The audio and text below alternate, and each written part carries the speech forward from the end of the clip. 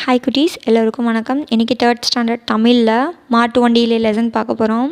இந்த லெசனில் 2 குட்டீஸ் அவங்களோட அத்தை வீட்டுக்கு போகிறாங்க. போகிற வழியில் தாத்தா கூட போகும்போது அவங்களுக்கு நடுவில் கான்வர்சேஷன் நடக்குது. அந்த கான்வர்சேஷன் தான் இப்போ பார்க்க போகிறோம்.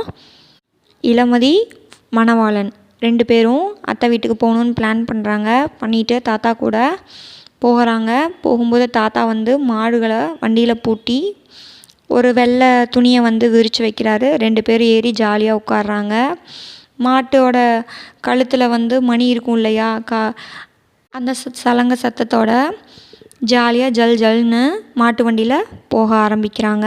போகும்போது 2 சைடும் வயலுக்கு நடுவில் தாத்தா வண்டி ஓட்டிட்டு மாட்டு வண்டி ஓட்டிட்டு போயிட்டுருக்காரு. போகும்போது பாட்டு பாடுறாரு.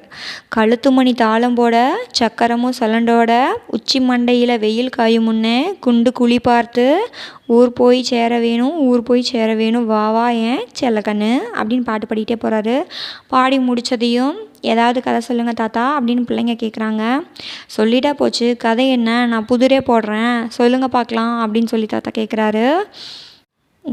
அடுத்தது புதிர் சொல்கிறாரு. 3 எழுத்து உடலின் உறுப்பு, முதலும் 3ம் நட்புக்கு எதிரி, 1ம் 2ம் நிறைய தரும், 3ம் சேர்ந்தால் உட்கார உதவும், அது என்ன அப்படின்னு கேட்குறாரு. உடனே இளமதி சொல்கிறா, யோசிச்சுட்டு தெரியலன்னு சொல்கிறா. அப்புறம் தாத்தா சொல்கிறனால யோசிச்சு சொல்லுங்க அப்படின்னு சொல்கிறாரு. ஓரெழுத்து உறுப்பு எது? இளமதி நீ சொல்லு அப்படின்னதையும் கை தாத்தா அப்படிங்கிறா.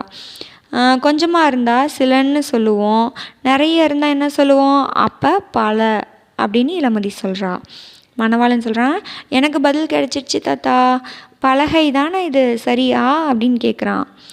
மிகச்சரியான பதில்னு தாத்தா பாராட்டுறாரு. இப்போ இளமதியை கேட்குறேன். 6ஐயும் 5ஐயும் கூட்டினா பணம் வராது, ஆனால் பழம் வரும், அது என்னன்னு கேட்குறாரு. உடனே இளமதி சொல்கிறா, யோசிச்சுட்டு கண்டுபிடிச்சிட்டேன், இது ஆரஞ்சு பழம் தானே அப்படின்னு சொல்லி கேட்குறா. உடனே தாத்தா, சரியாக சொல்லிட்டியே செல்லக்குட்டி, சரி தாத்தா, இப்போ நாங்கள் கேட்குறோம், நீங்கள் சொல்லுங்கள். பிறக்கும்போது நிறமும் சுவையும் இல்லாத சுந்தரன் ஊர் நிறம் மாறி சுவை மாறுவான், அவன் யார்?